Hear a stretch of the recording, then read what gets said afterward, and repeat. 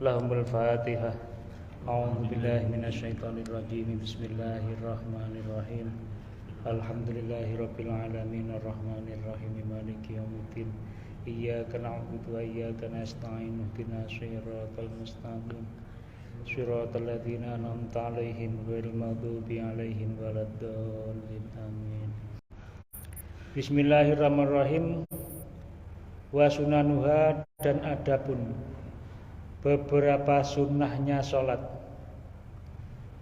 Wa sunanuha, dan adapun beberapa sunnahnya sholat. Qabla dukhuli, di sebelum masuk. Di itu dzaraf. Qabla dukhuli, qabla dukhuli, di sebelum masuk.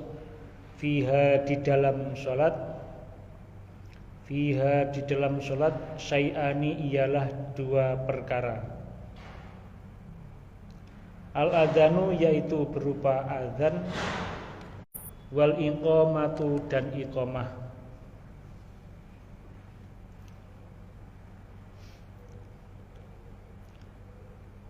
Sunnah-sunnahnya sholat sebelum masuk di dalam sholat, yaitu kesunahan sebelum sholat, itu ada dua perkara. Yang pertama adalah al-azan, yang nomor dua adalah iqamah. Disunahkan azan dan juga disunahkan iqamah. Namun dalam pendapatnya Imam Syafi'i ada dua pendapat yang berbeda dan di suasana dan tempat yang berbeda. Yang pertama namanya qaul qadim, yang nomor dua namanya qaul jadid. Kalau qaul qadim, kalau enggak salah, karena itu syarah, kalau ini matanya, kalau enggak salah di syarahnya qaul qadim, azan itu disunahkan, haknya adalah untuk sholat.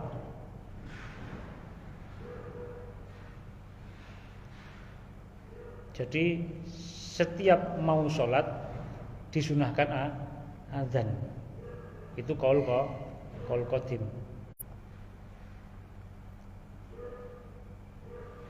Setiap mau sholat disunahkan azan, karena menurut qaul qadim azan adalah haknya untuk sholat. Jadi walaupun misalnya kita di waktu kita sholat zuhurnya keluar waktu, misalnya habisnya jam berapa? Zuhurnya habisnya jam 4.30 atau jam 3 ya. Lah kita mau sholat zuhur di luar waktu sholat zuhur, karena adzan ada sunnahnya untuk sholat, maka tetap disunahkan adzan. Jadi bisa habis adzan zuhur, sholat zuhur, habis itu adzan lagi untuk sholat asar. Menurut qaul qadim. Karena apa? Adzan adalah kesunahan untuk akan menjalankan sholat. Itu qaul qadim. Misalnya kita mau sholat isya nanti sekitar jam 2. Menurut qaul qadim nanti jam 2 kita disunahkan adzan untuk sholat. Tapi qaul jadidnya Imam Syafi'i, semua itu pendapat Imam Syafi'i. Qaul jadidnya Imam Syafi'i mengatakan adzan adalah untuk waktu, haknya untuk waktu. Jadi apabila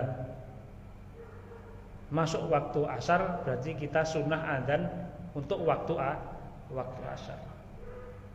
Habis itu enggak sholat, atau sholatnya nanti menjelang maghrib, enggak apa-apa, karena sholat adzannya untuk waktu sholat, bukan untuk sholat. Itu pendapatnya Imam Syafi'i ada dua. Tentang adzan ada qaul qadim yang mengatakan Adzan adalah untuk sholat, yang satunya adalah adzan untuk waktu sholat.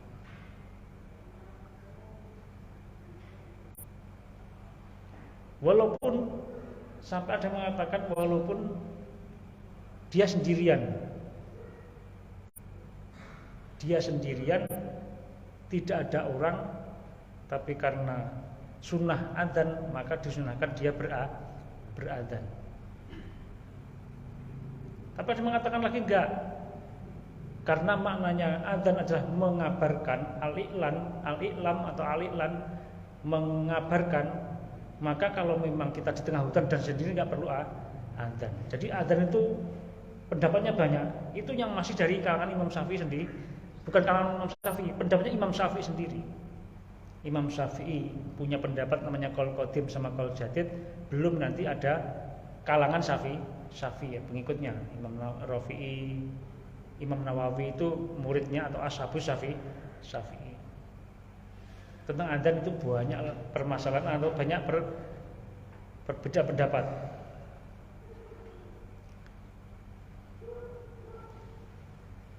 Dan itu semua perbedaan itu tentang kesunahannya. Jadi perbedaan itu bukan untuk menjadikan sebuah adzan menjadi wajib, tetap hanya sebagai batas sunnah. Cuman model sunnahnya yang berbeda. Yang nomor 2, kesunahan sebelum adzan, kesunahan sebelum sholat adalah iqamah.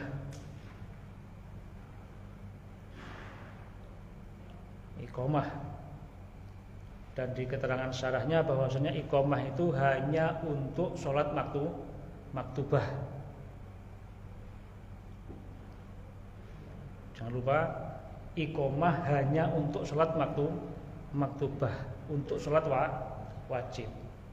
Untuk selainnya sholat wajib, sholat fardu, pemanggilan atau aba-aba untuk sholat adalah as-sholatu jami'ah. Tidak pakai Allahu Akbar, asyhadu an la ilaha illallah, asyhadu anna Muhammadar Rasulullah, enggak seperti itu. Karena iqamah tertentu untuk sholat maktubah. Adapun untuk sholat sunnah yang dilakukan dengan berjamaah, cara aba-abanya adalah as-sholatu jami'ah. Mau sholat witir, mau sholat tarawih, yang itu adalah sholat nafilah atau sholat sunnah, maka aba-abanya as-sholatu jami'ah, bukan iqamah. Itu sebenarnya keterangan di syarah namanya Tausyih Ibnu Qasim. Kalau kita masih belajar matanya, kalau dalam matanya cuman disebutkan bahwasanya kesunahan sebelum sholat ada 2, yaitu adzan dan iqamah. Nanti kalau kita belajar syarahnya namanya Tausyih Ibnu Qasim, ada perincian adzan itu lafadznya apa saja, bentuknya kayak mana, fungsinya bagaimana, itu ada di namanya Tausyih Ibnu Qasim. Ini takribnya, ini Tausyih Ibnu Qasimnya.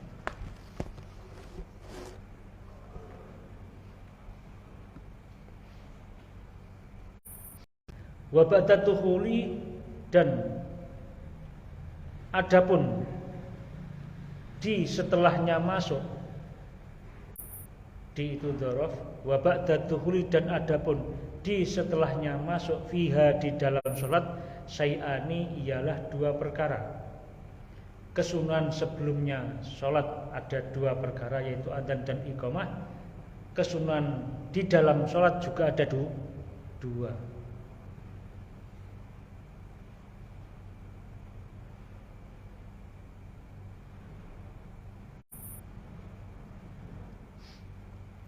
Apa 2 itu rupane?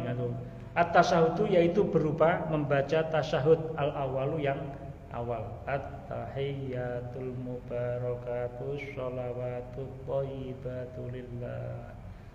Assalamu alayka ayyuhan nabiyyu wa rahmatullahi wa barakatuh.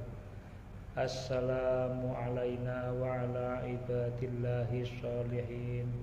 Asyhadu an la ilaha illallah wa asyhadu anna Muhammadar Rasulullah. Itu tasyahud awal. Itu namanya kesunahan yang ada di dalam sholat. Wal kunutu, dan membaca kunut fi subhi, di sholat subuh, wa fil witri, dan di dalam sholat witir, fin nisfi, di dalam separuh, atsani, yang kedua, min syahri Ramadan, dari bulan Ramadan.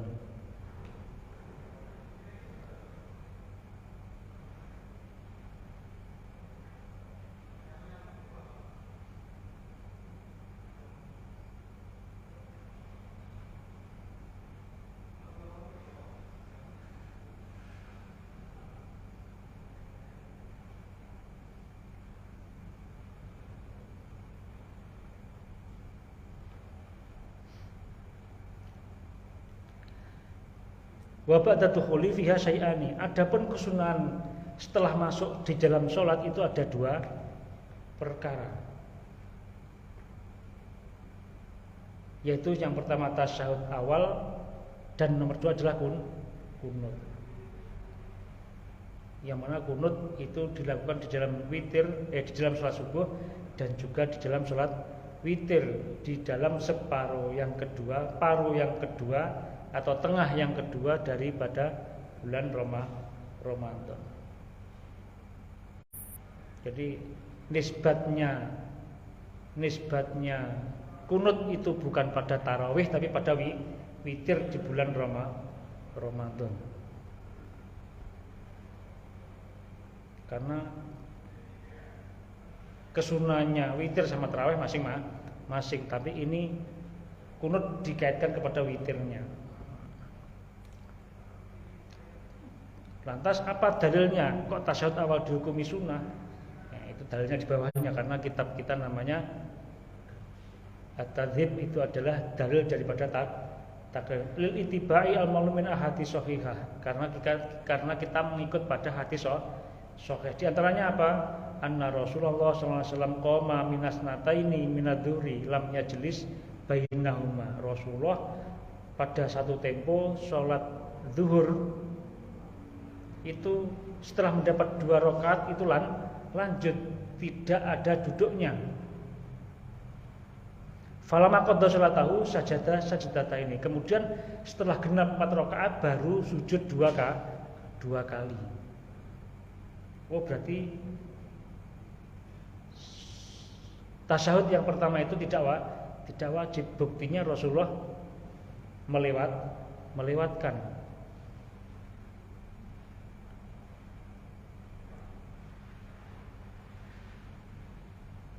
Tapi ternyata Rasulullah menambahkan setelah sujud yang terakhir, setelah tasyahud akhir, Rasulullah kemudian sujud 2 kali. Summa salama, kemudian salam setelah sujud 2 kali. Asyhadu an la ilaha illallah wa asyhadu anna Muhammadar Rasulullah. Allahumma shalli ala sayyidina Muhammad wa ala ali sayyidina Muhammad kama shallaita ala sayyidina Ibrahim fil alamin innaka Hamidum Majid. Terus Rasulullah sujud 2 kali. Fasujudu litarkihi sahwan. Adapun sujudnya itu adalah tanda bahwasanya Rasulullah meninggalkannya itu dalam keadaan lupa. Akhirnya lahirlah namanya hukum ibadah namanya sujud sahwi.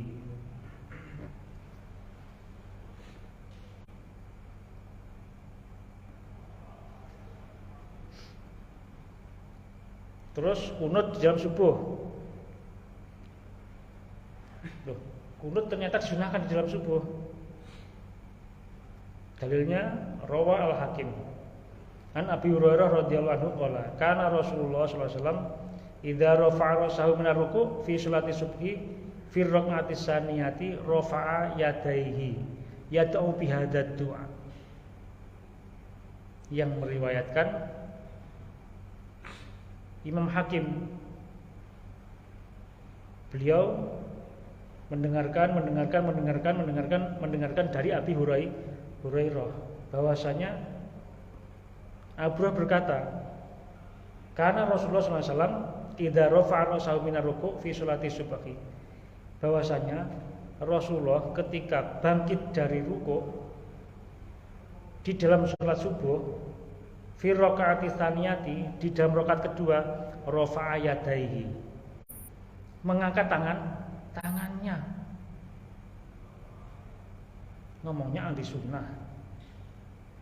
Ini enggak dianggap hadis.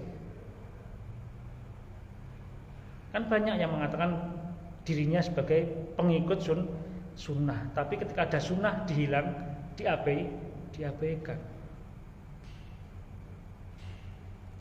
Rafa'a yadaihi yad'u bihadza du'a, mengangkat kedua tangannya dan mendoakan dan berdoa dengan doa ini, Allahumma hdini fiman hadaita ila akhirih. Kalau enggak percaya ini adalah riwayatnya Imam Hakim, ditambah carilah nanti di kitab namanya Muhnil Muhtaj, juz 1 halaman 166.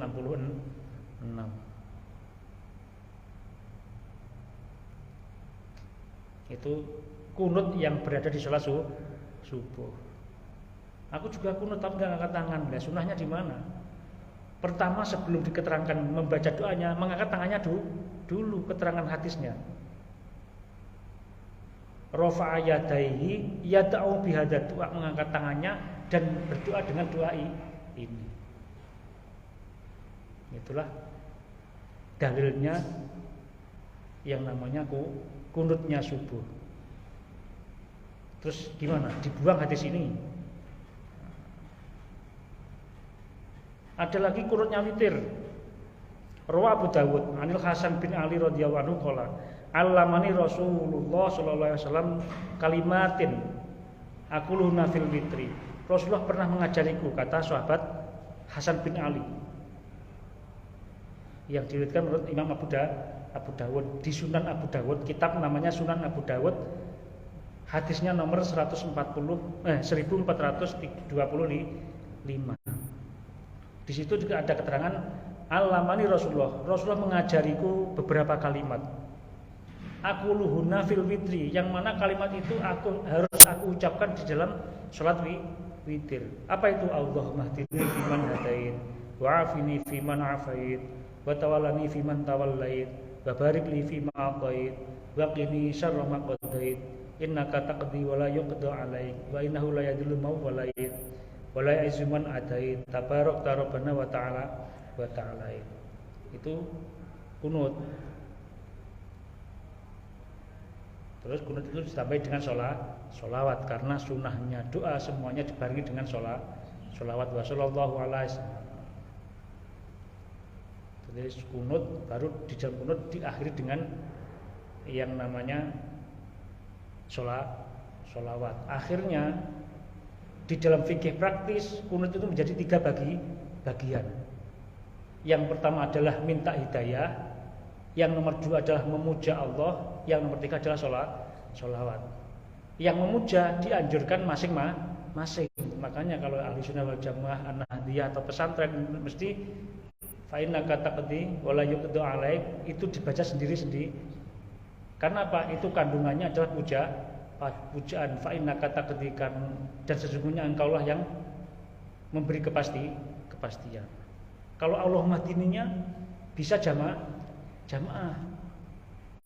Karena setiap doa itu bisa diaminkan. Tapi kalau memuja harus sendiri. Karena yang mulai fa innaka taqdi wa la yuqda itu bukan kalimat doa, itu kalimat sanjungan. Dan kita masing-masing dianjurkan untuk menyanjung. Adapun sholawatnya boleh baca sendiri, boleh ngaminkan imam. Itu ilmunya kunut sak monton iku. Segitu banyak itu ilmu, segitulah rangkaian dari ilmunya kunut. Apalagi apa yang pertama tadi, mengangkat tangan dulu baru berdoa. Walaupun tidak disunahkan mengusap wajah, karena dikhawatirkan menyebabkan batalnya salat karena ada gerakan banyak. Karena disunahkan mengangkatnya, bukan mengusapnya. Tapi pelarangan mengusap di dalam sholat itu tidak harus dilarang di luar sholat. Ketika doa di luar sholat mengusap muka enggak apa-apa.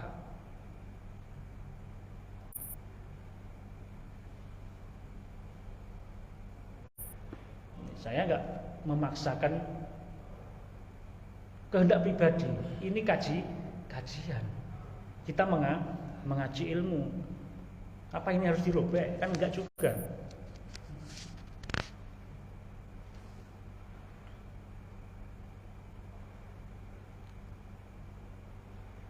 Kita sebagai santri harus fanatik ilmu, bukan fanatik organisasi. Fanatik ilmu. Bumbunya atau bingkainya itu adalah organisasi. Tapi kita sebagai santri yang dikasih akal oleh Allah, diberi kesempatan oleh Allah, ya kita lebih fanatik kepada ilmu. Finisfi asani min syahri Ramadan, di dalam paruh kedua daripada bulan Ramadan. Makanya akhirnya disebut sunat yang dua itu namanya sunat abaat. Dua kesunahan yang apabila ditinggalkan, yaitu kunut dan tasyahud awal, itu disunahkan sujud sahwi. Ada sunat yang tidak disunahkan sujud sahwi, namanya sunnah hay'ah. Wa hay'atuha, dan adapun sunnah hay'ahnya salat, khamsata asyara ialah 15. Apanya? khoslatan, pembagiannya.